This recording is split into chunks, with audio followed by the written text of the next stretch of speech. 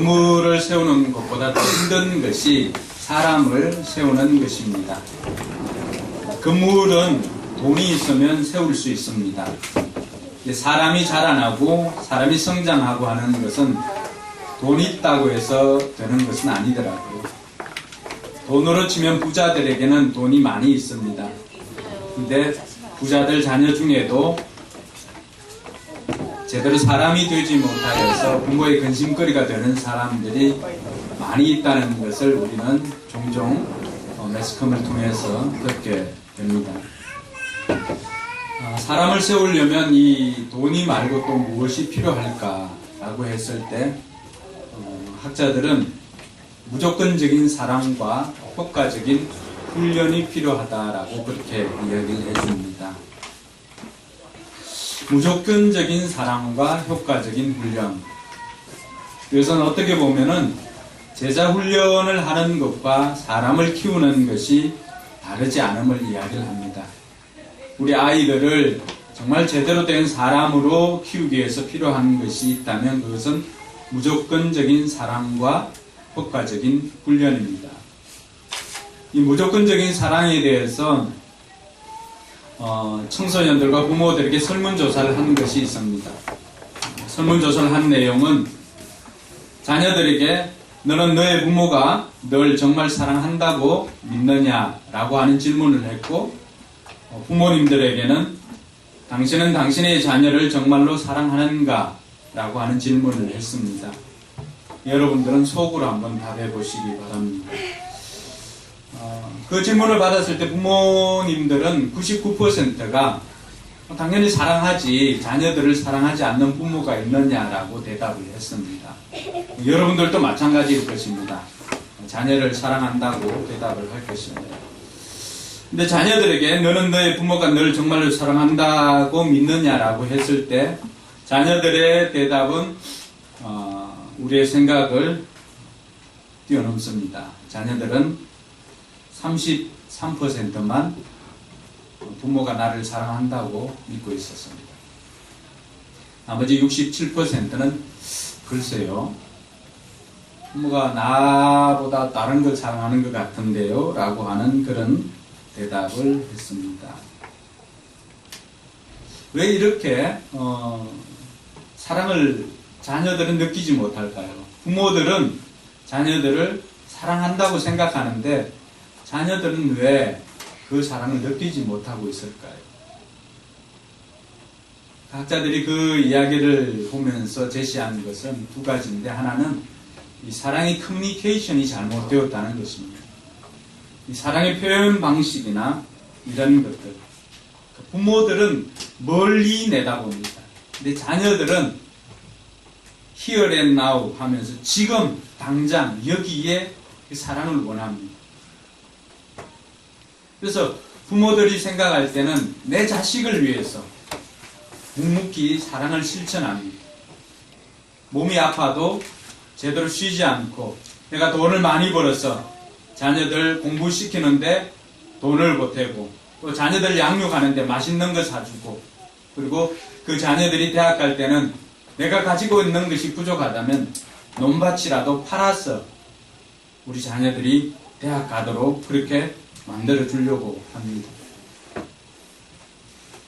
때로는 그 자녀를 위해서 뼈가 어스러지도록 그렇게 쉬지 않고 일을 하기도 합니다. 그런데 안타까운 것은 우리 자녀들이 부모님들이 그렇게 뼈가 어스러지도록 일을 하고 부모 생각에는 나를 위해서 그렇게 일한다고 생각하는데 자녀들도 그렇게 생각하는가? 라고 했을 때 자녀들은 전혀 그렇게 생각하지 않는다는 것입니다. 자녀들이 부모님이 뼈가 어스러지도록 정말 날 사랑해서 뼈가 어스러지도록 일을 하구나 이렇게 생각하지 않는다는 거예요. 자녀들 생각은 부모님은 나보다 일을 더 사랑하는구나 이렇게 생각합니다. 부모님들이 그 소리를 들으면 억장이 무너지죠. 부모님들이 자녀를 혼낼 때 항상 하는 말이 있잖아요. 내가 너한테 못 해준 게 뭐가 있냐고. 자녀들은 뭐라 그래요? 부모가 나한테 해준 게 뭐가 있냐고. 부모의 모든 수고는 표현하지 않아도 자녀를 위해서 하는 겁니다. 때로는 상사 직원들에게, 상사들에게 모욕을 당하면서도 그 일을 하는 이유가 뭐예요? 내가 벌지 않으면 우리 자녀를 성공시키지 못한다는 그 생각 때문에 그렇게 가전 모욕을 당하면서도 합니다. 뼈가 얼싸려지도록 일을 합니다. 근데 자녀들이 그것을 그대로 받아들이지 않는다는 거예요. 우리 엄마 아빠는 나보다 일을 더 중요하게 생각하는구나. 그렇게 생각한다는 것입니다. 부모는 멀리 내다보는 사랑을 하지만 자녀들은 지금 현재의 사랑을 원하고 있다라고 하는 것입니다. 그러다 보니까 이 서로 간의 커뮤니케이션이 통하지 않습니다. 그리고 우리가 어릴 때부터 들어왔던 것은 자식 자랑은 팔불출이고 아내 부인 자랑도 팔불출로 여깁니다. 그러니까 멀쩡한 사람을 바보로 만드는 것이 자식들 자랑하고 부모 자랑하는 것입니다. 아내를 자랑하는 것입니다. 남편을 자랑하는 것입니다. 이런 환경 속에서 살아오다 보니까 우리가 뭐가 서투냐 그러면 사랑의 표현이 서투입니다. 그래서 심지어는 이 남편에게 아내에게 사랑한다고 고백하는 것이 삼성이 경기에서 이기는 것보다도 더 힘든 이런 일이 생깁니다. 여러분 한번 생각해보세요. 한 집사님, 조 집사님으로부터 언제 사랑한다는 이야기를 들어요? 그게 언젠데? 평소가 언젠데? 매일.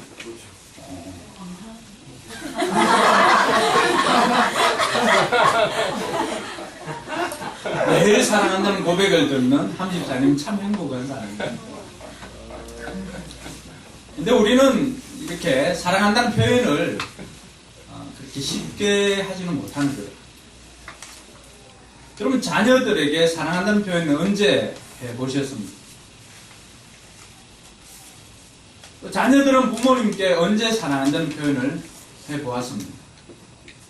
우리 이전 표현에 굉장히 인색합니다.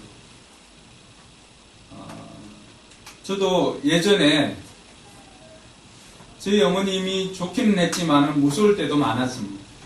어머님이 예수님을 영접하고 난 다음부터 달라진 것이 있다면 전화를 통해서 어느 날 제게 사랑한다는 이야기를 해주더라고요.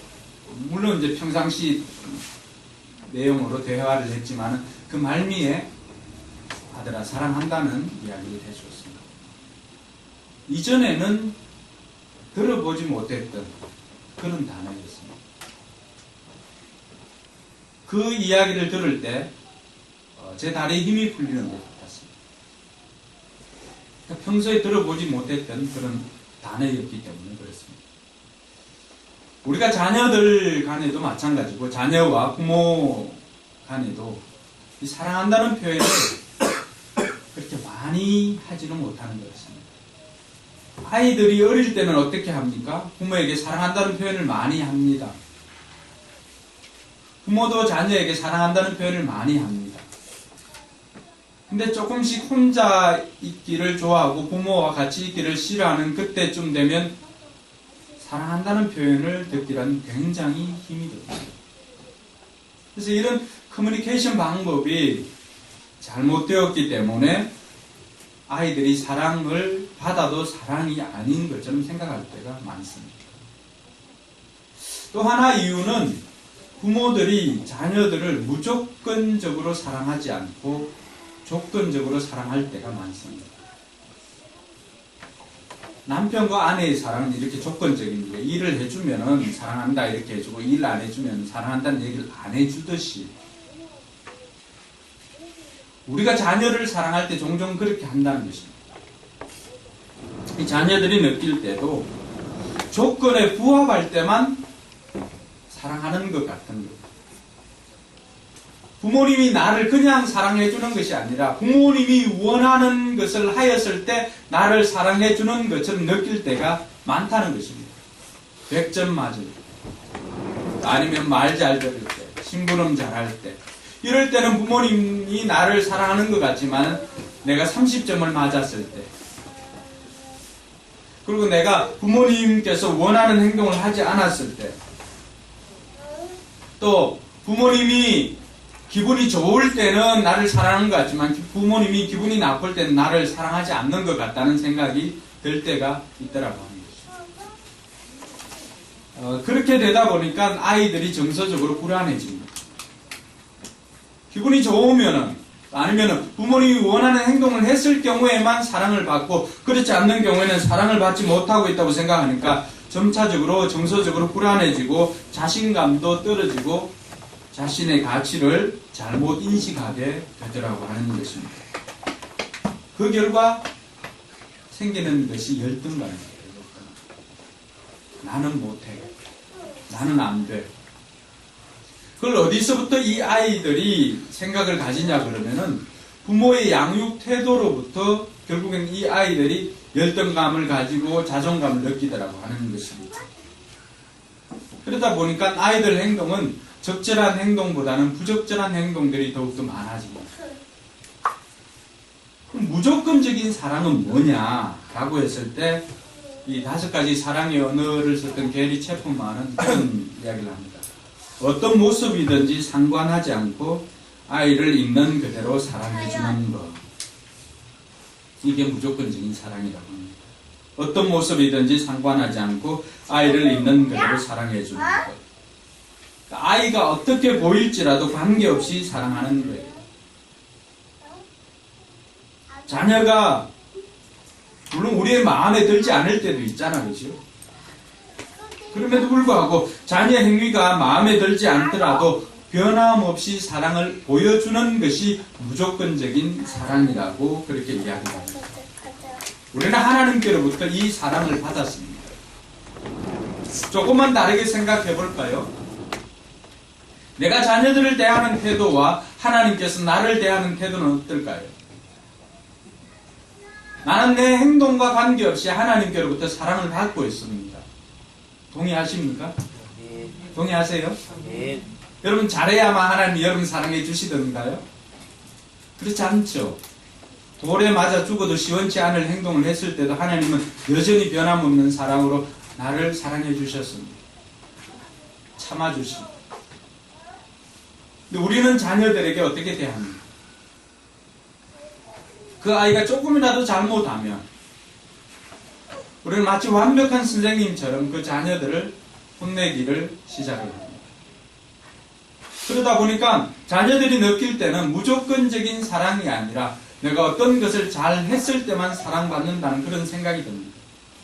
그러니까 혼내더라도 자녀를 훈육을 해야 합니다. 자녀를 훈육하더라도 그래도 내가 너를 사랑하고 있다는 메시지는 놓치지 말아야 하는 것입니다.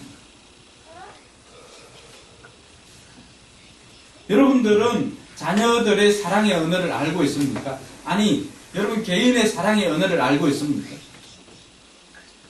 여러분들이 아무리 사랑을 해줘도 받는 사람이 이건 사랑 아니야 라고 생각하면 사랑 아니죠. 그래서 상대방의 사랑의 언어가 무엇인지 아는 것이 굉장히 필요합니다. 그래서 게리 채프먼은 이 5가지 사랑의 언어에 대해서 이야기를 합니다. 그 하나는 육체적인 접촉입니다. 터치. 이 어떤 사람은 터치를 받아야 이 사람이 나를 사랑해주구나 라고 알 때가 있습니다. 예전에 할머니들의 사랑은 뭘로 나타났어요? 터치입니다. 그래서 할매 손은 아무리 거칠어도 거친 손이 아니지요. 할매 손 무슨 손이에요? 약손이죠, 약손. 그러다 엄마가 그걸 받아서 엄마 손은 약손 하기도 하지만은 왜 보면 할매 손은 약손, 우리 애 배는 무슨 배예요? 똥배지요. 혹시라도 자녀 중에 자신감 없는 아이들이 있으면 자주 안아주십시오. 그 아이가 터치를 받을 때 사랑을 느낍니다. 물론 여러분들은 뇌로서 터치를 하는 경우도 있겠지만은 그 아이들을 자주 안아주는 것이 필요합니다. 그리고 일전에 최근에는 잘 못 본 것 같은데 예전에 그 유튜브 영상으로 많이 돌아다니는 영상이 있었습니다. 이 쌍둥이 아이가 태어났는데 이 아이가 너무 일찍 태어나서 인큐베이터 속에 자라게 되었죠. 그러다가 그 쌍둥이 아이 중에 하나가 이 심장이 굉장히 아프게 되었죠. 그래서 이 아이를 치료를 해보지만은 마땅한 방법이 생각나질 않습니다. 아이의 상태는 점점 힘들어져 가고 결국에는 죽음의 지경에 이르게 되었습니다. 그때 간호사 중에 한 명이 이 아이를 인큐베이터 안에 같이 넣어가지고 한번 경과를 지켜보자고 했습니다. 그래서 이 아이를 그 쌍둥이 형이 있는 그 인큐베이터 안에 같이 넣었습니다. 그러자 놀라운 광경을 보게 되는데 그 아이들이 뭘 알겠어요. 10개월도 다 채 되지 않아 그 아이들이 거기서 형이 인큐베이터 안에 있는 그 들어왔던 아픈 자기 동생을 어떻게 합니까? 이 팔을 이렇게 어깨 동무처럼 이렇게 걸쳐줍니다. 그때 이후로 이 동생 쌍둥이에게 놀라운 변화가 일어납니다. 죽어가는 생명이 새롭게 살아나기 시작했습니다. 그 인큐베이터 속에서 얼마나 아이들이 외롭고 힘들까요? 근데 거기에 형이 함께 있어주고 다른 것도 안 했잖아요. 터치 한 번으로 인해 가지고 이 아이가 생명이 살아났던 거죠. 때로는 사람들은 이 터치가 사랑의 언어로 여기는 사람이 있습니다. 여러분의 자녀가, 여러분의 배우자가 그 사람일지 모릅니다. 때리는 것 외에 터치로 사랑을 표현할 수 있기를 바랍니다. 여러분 마음에는 사랑한다고 생각하지만 정작 배우자는 그런 경험이 없기 때문에 이 사람이 나를 사랑하는지 안 하는지 알 수가 없습니다. 터치 받는 것을 사랑으로 여기는 사람이 있다면은 터치를 안 해주고 맨날 사랑한다 사랑한다 말로만 해가지고는 그 사람은 이 사랑을 받았다고 생각하지 못합니다. 그래서 터치가 사랑의 언어인 사람이 있다면은 그 사람은 터치를 받아야만이 사랑을 받고 있다고 느끼게 됩니다. 또 다른 사랑의 언어 중에 하나는 인정하는 말입니다. 말. 사랑은 칭찬과 인정하는 말로서 전달되어집니다. 그래서 칭찬을 들으면 이 사람이 나를 사랑해 주구나 라고 생각하는 사람들이 있습니다. 칭찬을 들으면 이 사람이 나의 가치를 알아주구나 라고 생각합니다. 그래서 칭찬, 인정해주는 말, 이 말을 통하여서 사랑을 경험하는 사람이 있습니다. 그래서 그 사람이 사랑의 언어가 칭찬 같으면 말 같으면은 사람들은 그 말을 해주어야만이 이 사람이 나는 사랑받고 있구나 생각하게 됩니다. 세 번째는 함께하는 시간입니다. 사랑하는 사람과는 함께 있고 싶어지요. 함께 있고 싶습니다. 그래서 그 함께 있고 싶은 마음이 더 간절해질 때 뭘 하죠? 결혼을 합니다. 자녀들은 어떨까요? 자녀와 부모의 관계는 어떨까요? 자녀들은 부모를 무한정 사랑합니다. 그러니까 자녀들 마음은 부모와 함께 있고 싶은 마음이 간절합니다. 근데 부모들은 어떻습니까? 그 자녀들에게 다른 것으로 채워주려고 하고 함께 있으려고 하지 않습니다. 그것이 좀 역전되면 나중에는 자녀들이 부모와 함께 있기를 싫어하죠.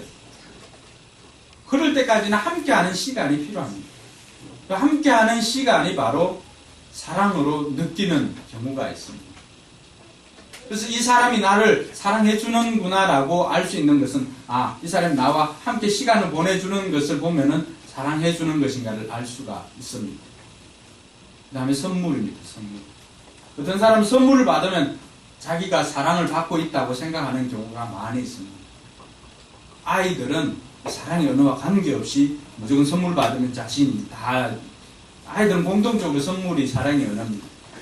그래서 오늘 하나님께서 이 어린아이와 같지 않으면 천국에 갈 수가 없다라고 했을 때 어린아이들처럼 하나님 나라를 선물로 받을 때 기뻐하지 않는 사람은 천국에 갈 수 없다는 거예요. 그 이야기를 하고 싶은 거예요. 그 다음 봉사입니다. 봉사. 어떤 사람은 원피스 하나 사주는 것보다도 자기를 위해서 청소해주는 것을 이 사람이 나를 사랑해주는구나 라고 느낄 때가 있어요. 그 사람을 위해서 그 사람이 좋아하는 일을 해주는 것. 그러니까 우리 하평이가 어느 날 사랑을 했는지는 모르겠지만 우리를 위해서라기보다는 무언가를 열심히 이렇게 누가 이렇게 배워가지고 조청이냐 자몽청 자몽청을 열심히 하더라고요. 물론 우리한테 하나가 배달되었지만은 그러니까 본인의 마음은 그게 아니었던 거예요. 그 누군가를 위해서 막 해주고 싶은 거죠. 맛있는 걸 만들어주고 싶다거나 맛있는 걸 먹었을 때 같이 먹었으면 좋겠다라고 하는 이런 마음입니다. 그 봉사 그게 사랑으로 받을 때가 있습니다. 그럼 여러분의 자녀들의 사랑의 언어가 뭔지를 알아야 됩니다. 지금 모른다면은 수련회를 통해서 부부들은 부부의 삶을 할 때 한번 하도록 할게요. 우리가 지난번에 정교인 수련회 때 한번 했죠. 기억하고 있습니까? 네. 더운 것 같은데 에어컨을 틀든지 문을 열든지 좋은 사람이 세 사람이 있어요. 그래서 이 사랑의 언어를 알아야 됩니다. 사랑의 언어를 알지 못하면은 나는 사랑한다고 해주는데 상대방은 이 사람 왜 나를 사랑하지 않지? 이런 생각이 들 때가 있어요.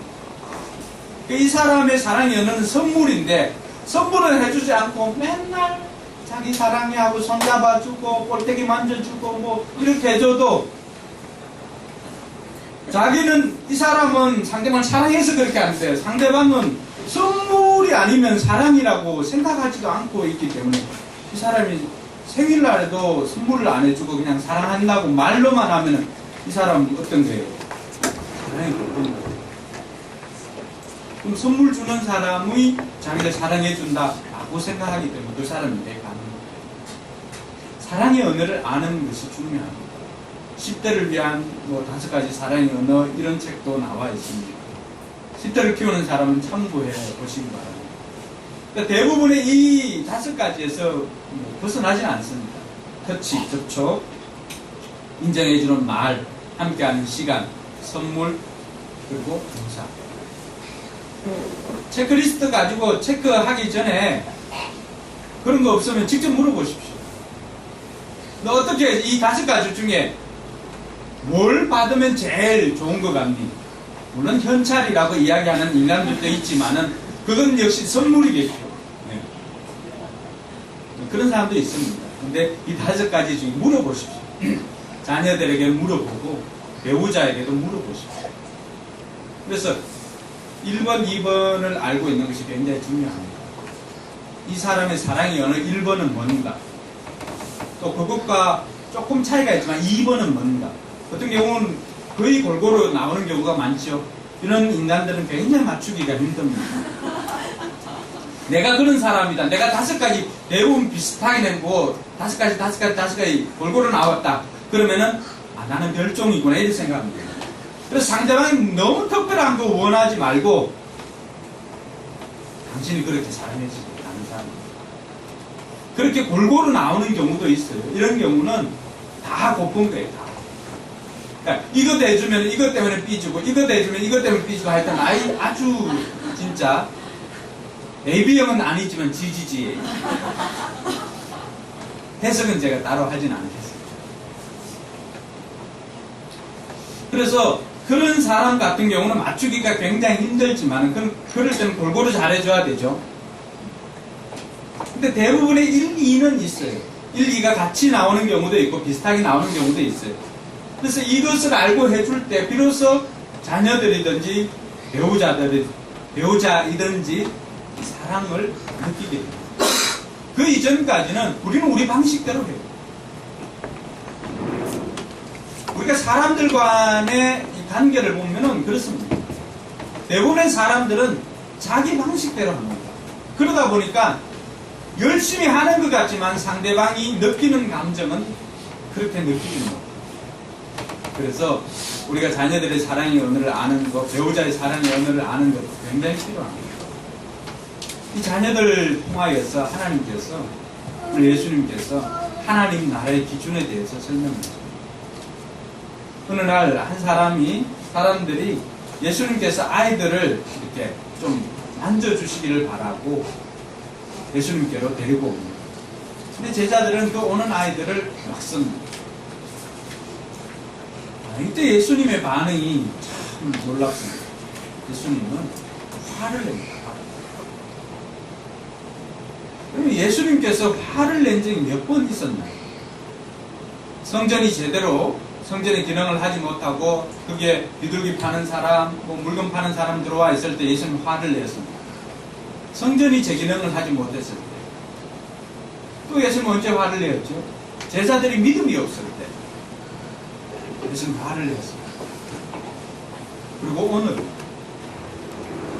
제자들이 어린아이가 오는 것을 막았을 때 예수님께서 화를 내었습니다.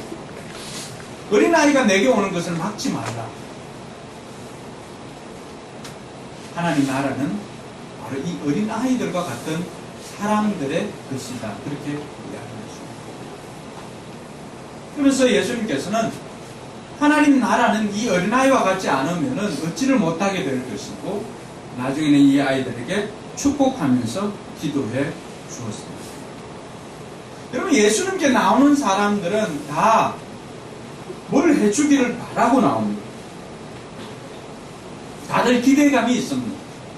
여러분들이 예수님께 나올 때 어떤 마음으로 나오세요? 그러니까 예배당에 나올 때 예수님을 만나러 나오는 거잖아요. 물론 여러분 마음속에 예수님이 있고 하지만 하나님 앞에 나올 때도 오늘 사람들은 뭘 해요?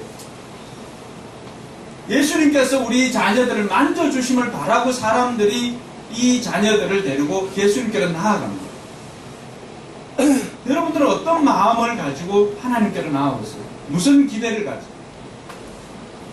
기대가 없으면은 우리의 태도도 달라집니다. 기대하는 사람은 눈망울이 이렇게 커집니다. 기대하지 않으면 어떨까요? 눈이 작아집니다. 기대합니다. 한 개라도 얻으려고, 뭔가를 얻으려고 하는 사람들의 눈은 다릅니다. 예수님께서 많은 사람들에게 가르침을 가르쳐주고 이렇게 할 때 제자들이 수많은 사람들이 예수님 앞에 나옵니다. 그래서 어린아이를 데리고 있던 그 부모도 마찬가지였습니다. 예수님께서 우리 아이 좀 이렇게 만져주고 쓰다듬어 줬으면 좋겠다는 그 바람으로 나왔던 것입니다. 오늘 여러분들이 어떤 기대감을 가지고 주님께 나왔습니다. 그것도 얻어지면 우리는 행복합니다. 그러나 그것이 채워지지 않으면 어떨까요? 불편합니다. 예배를 드리지만 불편합니다. 그 기대감이 오늘 또 예배를 통해서 채워지길 주님의 이름 축원합니다. 예수님께서 오늘 이 말씀을 통해서 우리가 배워야 할 것이 몇 가지 있다면 우리의 생각, 패러다임의 전환이 필요합니다. 교회에 대한 생각, 예배에 대한 생각 등등의 생각들이 많아요. 교회는 건물이라고 생각하는 사람이 있습니다. 그러나 교회는 건물이 아니라 사람입니다. 여러분이 교회예요. 우리의 자녀가 교회예요. 그 교회를 세우는 것이 힘듭니다. 건물은 돈만 있으면 세우지만은 교회는 사람은 돈만 있다고 세우는 것이 아닙니다. 무조건적인 사랑을 해줘야 되고 효과적인 훈련을 통해서 사람을 키울 수가 있습니다. 제자들 생각에는 지금 예수님께 나와오는 이 사람들 당장에 어른들이 나와서 듣고 변화되어서 가서 사람들을 바꾸거나 아니면은 헌금을 낼 수 있는 어른들이 와야만 교회가 세워지고 이런 생각을 하지 않았겠어요? 오늘 우리의 생각이 어떻습니까? 예수님께서는 그 생각을 뒤집으라고 하는 아이들과도 교회를 할 수 있다는 것을 가르쳐주고, 아이들도 충분히 모든 것들을, 우리가 생각하는 것들을 할 수 있음을 가르쳐주고 있습니다. 혹이라도 우리가 잘못 생각하고 있는 것들이 있다면은 오늘 예수님께서 화내신 것, 이것을 생각하면서 우리의 생각을 바꿀 수 있기를 바랍니다. 어린아이들도 할 수 있습니다. 약한 사람도 할 수 있습니다. 이 당시 제자들을 통해서 본 수많은 사람들의 생각은 뭐예요? 여자는 안 돼, 아이들은 안 돼, 뭐 고아와 가부는 안 돼 등등의 생각들이 있었습니다. 예수님은 그 생각을 뒤집어 놓은 거예요. 그럼 무엇이 아이들로 하여금 천국에 들어갈 수 있도록 만들었을까? 무엇이 이 아이로 하여금 하나님 나라의 기준으로 여기게 했을까라고 했을 때 아이들이 가지고 있는 특징들이 있습니다. 물론 이 특징은 아이들이 자라는 동안에 세상이 때묻으면 금방 사라집니다. 아이들이 가지고 있는 특징 중에 정말로 하나님 나라의 기준이 되는 것은 전적인 신뢰입니다. 아이가 높은 데서도 여러분을 향해서 뛰어내릴 때는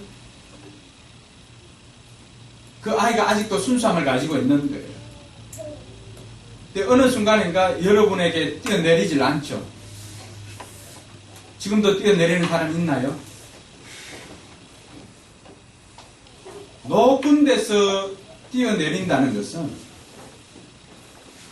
우리 부모가 나를 받아줄 수 있다는 전적인 믿음 때문에 그렇습니다. 아이들은 뭐 연습이 없습니다. 아이들은 높은 데 올라가서도 부모가 밑에 있으면 어떻게 합니까? 그러니까 부모가 준비되었든지 안 되었든지 뛰어내립니다. 우리는 어떻습니까? 이렇게 해서 뒤로 넘어져라 그래도 뒤에 받쳐주는 이 사람이 나를 받쳐줄 만한가 안 한가를 이렇게 보면서 실제로 받쳐주려고 하다가 또 33처럼 장난 잘 치는 사람 또 싹 피하면 어떨까 하는 이런 별 생각 다 들겠죠. 근데 아이들은 그런 생각 안 합니다. 아이들은 어떨까요? 아이들은 올라가 있으면 그냥 뛰어내립니다. 여러분 언제 하나님을 그렇게 믿어보았습니까? 아이들은 부모가 다 자기를 책임져 주는 것처럼 생각하고 부모를 전적으로 믿기 때문에 맡깁니다. 근데 우리는 하나님을 그렇게 믿지는 못했던 거예요. 여러분의 삶을 언제 하나님께 완전히 던져보았습니까? 그걸 다른 말로 표현하면 믿음이라고 합니다. 하나님을 아는 것과 하나님을 믿는 것과는 다릅니다. 하나님에 대해서 성경을 읽으면 많이 알게 됩니다. 그 아는 하나님을 내가 믿느냐라고 하는 부분은 또 다른 차원입니다. 왜냐하면 이 믿음이라고 하는 것은 어떤 상황 속에서 나오는 것입니다. 그 상황이 형성이 되지 않는 한은 믿음은 작동하지 않습니다. 믿음이 언제 작동을 하던가요? 상황이 굉장히 힘들고 어려울 때 그때 작동하는 것이 믿음입니다. 그 전까지는 아는 것만 가지고 살 수 있습니다. 근데 광야에서는 아는 것만 가지고 살 수 없습니다. 그 아는 하나님을 내가 믿느냐 그 믿음으로 살기 때문에 그렇습니다.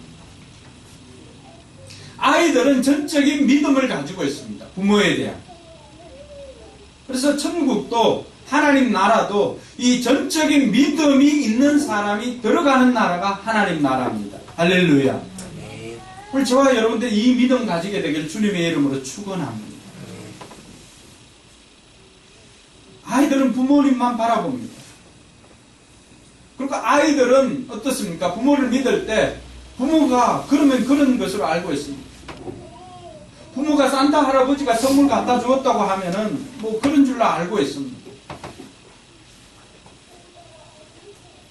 그리고 뭐 그저께인가 텔레비전 잠깐 이렇게 보니까 공룡알이라고 타조알 사가지고 와서 이렇게 깨어가지고 이렇게 해줘도 아이들은 공룡알로 믿습니다. 왜요? 공룡알보다도 부모를 믿기 때문에 그렇죠. 이 사람이 나한테 등을 칠 줄은, 뒤통수를 칠 거라고는 생각하지 않습니다. 그래서 믿습니다. 근데 어느 날부턴가 아이가 부모를 믿지 못할 때가 오죠. 부모님이 무슨 뭘 하면 뭐 해주겠다고 그러는데 이게 한두 번 어긋나니까 이게 사기성이 너무하다. 부모님이 나를 사랑한 것 같지만은 근데 공약은 빌공약이구나. 빌공짜 공약이구나.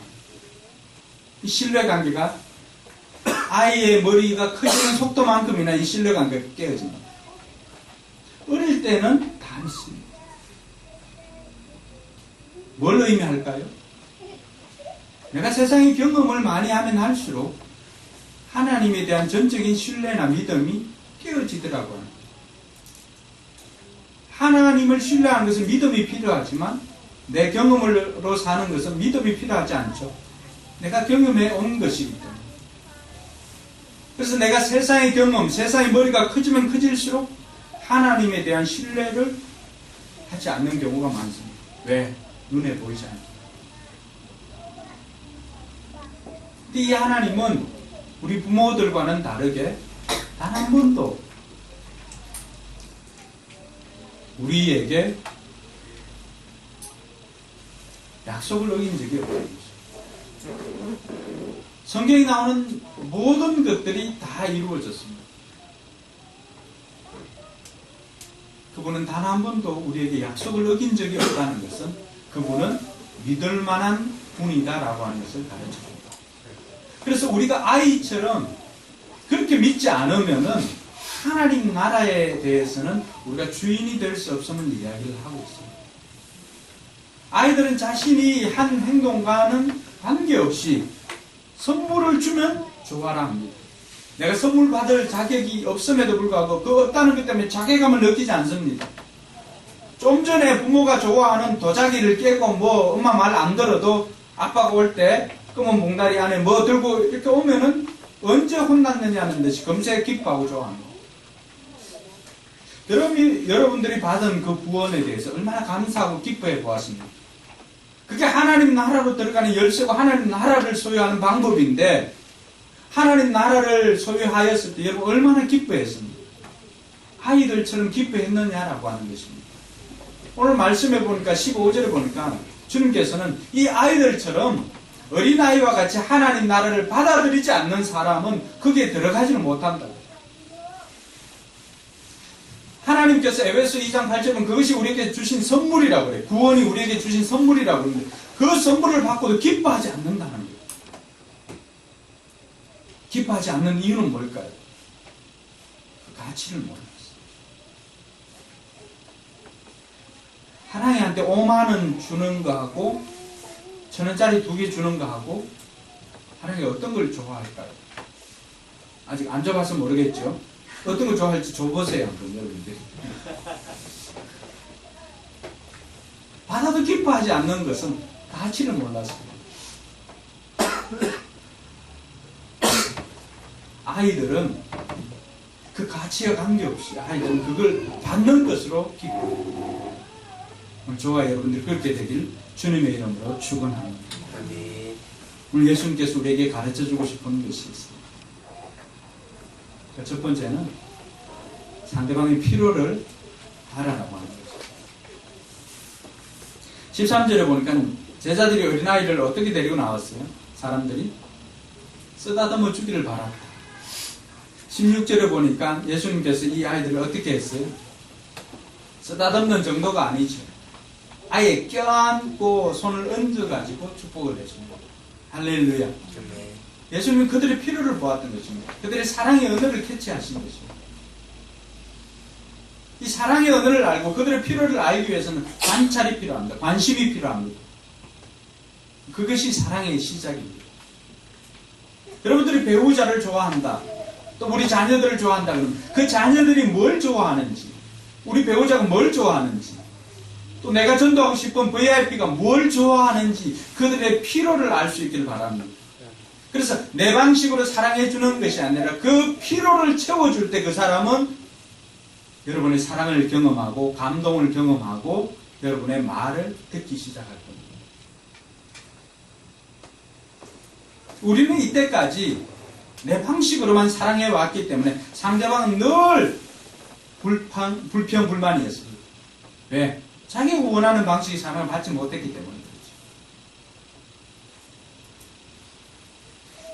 그렇죠. 그리고 어린아이들에게 배울 수 있는 그 태도처럼 감사하는, 선물을 주는 사람에게 감사하는 태도를 가지는 것입니다. 아이들은 순수하게 받아들이고 감사로 받아들이고 기쁨으로 받아들입니다. 그러나 우리는 그 이면을 생각할 때가 많습니다. 마지막으로 어린이 주일을 통해서 우리가 예수님을 통해서 배울 수 있는 것은 아이를 축복해 주라는 것입니다.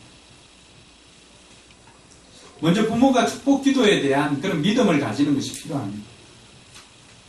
이 터치를 통해서 아이 몸을 안거나 아니면 머리에 손을 얹거나 이렇게 터치를 통해서 내 축복권이 이 아이에게 전달되어진다는 사실을 믿고 그렇게 아이에게 손을 얹어서 축복해 주어도 됩니다. 이럴 때 유의해야 되는 것은 짧게 해야 됩니다. 아이들은 그렇게 오래 기다려 주진 않습니다. 짧게 합니다. 그리고 또 한 가지 유의해야 할 것은 낮에 있었던 그 모든 일들, 아빠의 바람대로 일어나지 않는 일을 축복 기도를 빙자해서 하면 안 됩니다. 예를 들면 이런 거죠. 오늘 이 아이가 아빠 말을 듣지 않고 반항을 하고 있는데 다음에는 아빠 말 잘 듣는 아이로 자라게 해 주시옵소서. 이렇게 설교하듯이 그렇게 하면 안 된다는 거예요. 그냥 축복은 축복으로 끝내고 짧게 끝내라고 하는 것입니다. 여러분, 아이들을 축복을 해 주시길 바랍니다. 여러분이 축복하는 대로 아이는 자랍니다. 여러분들 그 자녀에게 해주는 대로 그 자녀는 부모의 사랑을 먹고 자라고 부모의 말을 먹고 자랍니다. 지금까지 여러분들이 아이들에게 어떤 이야기를 해주었습니까? 뱃속에 있는 태아는 어떨까요? 뱃속에 있는 태아도 마찬가지입니다. 저는 우리 반세이가 뱃속에 있을 때 그 태명이 8강이었습니다. 미국 월드컵 8강을 기원하는 분이었어요. 최순호가 자기 아들 이름이 로마였어요. 로마. 이탈리아 로마 월드컵에 출전하기를 기원했어요.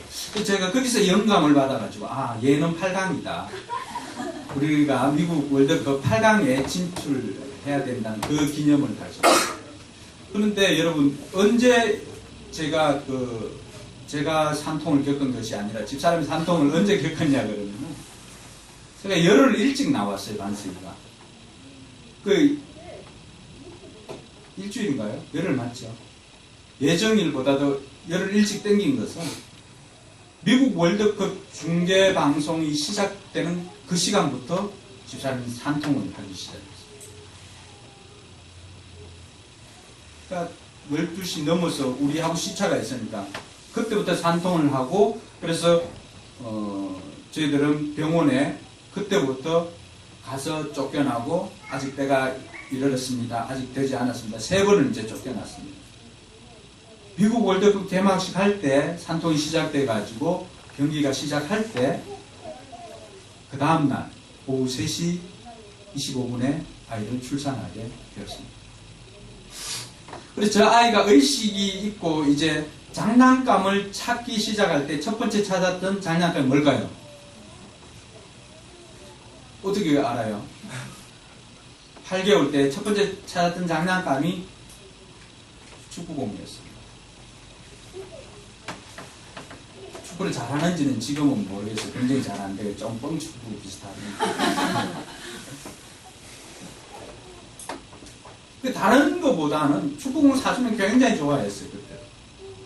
그러니까 뱃속에 있는 아이조차도 부모의 바람이나 부모의 생각을, 부모의 축복을 한다는 거예요. 나는 기회가 없다라고 생각하는 사람들은 노력할 수 있으면 노력하시고, 기회를 얻은 사람은 남편이 아내를 위해서, 또 아내가 자기 아이를 위해서 축복을 해주시기 바랍니다. 그리고 이미 태어난 아이를 위해서도 여러분 자녀를 위해서 축복을 해주세요. 할 수만 있다면 남편이 아내를 위해서도 축복을 해주시기 바랍니다. 그 아이를 위해서도 축복을 해줘. 왜냐하면 남편에게 그런 축복권이 있습니다. 내 아내가 내 아이가 어떻게 달라지기를 원하는가, 그것은 여러분이 축복해주는 대로 바뀌게 될 것입니다. 여러분에게 주신 축복권을 마음껏 사용할 수 있기를 바랍니다. 저는 성도 여러분, 하나님께서 우리 자녀들에게만 이런 것을 준 것이 아니라 우리를 통해서 세워질 영적 자녀들에게도 축복을 해줄 수 있기를 바랍니다. 아직도 나는 이제 잉태할 그런 소망이 없다라고 생각하는 사람, 영적 자녀를 잉태하시고 그 사람을 위해서 축복해 주시고 그 사람을 주님께로 인도할 수 있기를 바랍니다. 어린이 주일이지만 먼저 내가 하나님 앞에 어린아이와 같은 그런 순수한 절대적인 신앙을 가질 수 있기를 주님의 이름으로 축원합니다. 그리고 우리에게 맡겨진 자녀들을 믿음의 아이로 양육할 수 있는 것이, 양육하는 것이 어린이 주일을 통해서 하나님께서 우리에게 주신 레슨이기도 합니다. 우리가 어린아이들을 통해서 하나님의 마음을 배우고 또 그 사랑을 실천하는 저와 여러분들 되기를 주님의 이름으로 축원합니다. 기도하겠습니다. 여러분의 자녀들을 위해서요. 자녀들이 어떤 자녀가 되기를 소망합니까? 그래서 생각하면서 하나님 앞에 기도하시기 바랍니다. 그들의 사랑의 언어가 뭔지를 한번 살펴보십시오. 그리고 감사로 살아갈 수 있기를 바랍니다. 그리고 여러분들에게 맡긴 자녀들을 축복해 주시기를 바랍니다.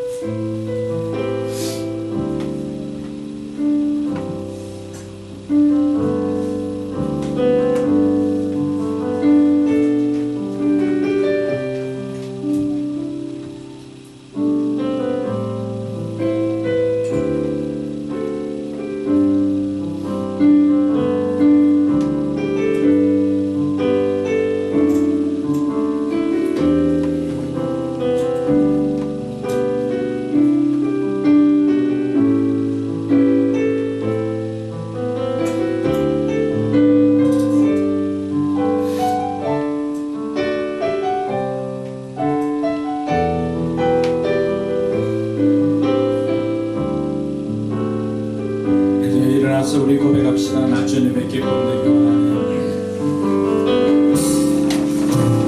나 주님의 기쁨 되기 원하네. 내 마음을 새롭게 하소서. 새 무대가 되게 하여 주사. 빛 비추게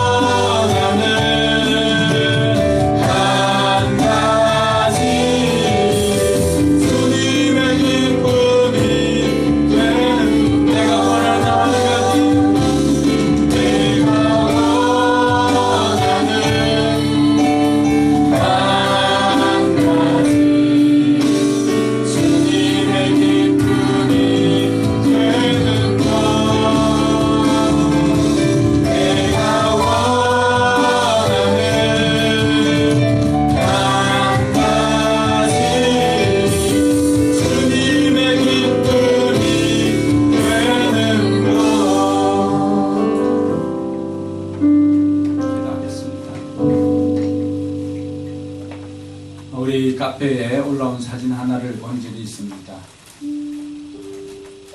그게는 몇 살 되지 않는 하랑이가 뒷짐을 지고 이렇게 걸어가는 모습이었습니다. 그 아이가 어디에서 그것을 보았을까요? 누구를 통해서 그것을 보았을까요? 부모님이 가르쳐 준 것이 아닙니다. 그 아이가 보고 배운 것입니다. 아이들은 우리가 하는 행동을 보고 자랍니다. 내가 이 행동을 해도 될까, 하지 않아야 될까, 그 기준이 뭘까요? 그것은 여러분의 자녀입니다. 여러분의 자녀가 그 행동을 해도 된다면 여러분도 하면 됩니다. 여러분의 자녀가 그것을 하기를 원치 않는다면 여러분도 안 하시면 됩니다. 하나님께서 하나님 나라의 기준으로 우리 어린아이를 제시하였습니다. 절대적인 믿음이나 절대적인 신뢰도 포함되지만 더 중요한 것은 내가 이 행동을 해도 될까 하지 말아야 될까, 우리 자녀들에게 이 행동이 개선되어져야 될까 되지 말아야 될까를 하는 기준이 될 겁니다. 좋은 것만 생각하시고 좋은 행동을 하여서 우리 자녀들에게 좋은 것을 남기는 부모가 될 수 있기를 바랍니다. 이제는 우리 구주 예수 그리스도의 연애와 하나님의 무한한 사랑과 성령 하나님의 감동과 교통 충만하심의 역사가 어린이 주일을 맞이하여 우리 자녀들이 무엇을 사랑을 알고 느끼고 살아가는지를 알고 그 사랑을 베풀며 자녀들에게 좋은 모습으로 보이기를 소망하는 우리 모든 성도들 머리 위에와 우리 교회와 선교지 위에 이제로부터 영원토록 함께 있을지어다. 아멘.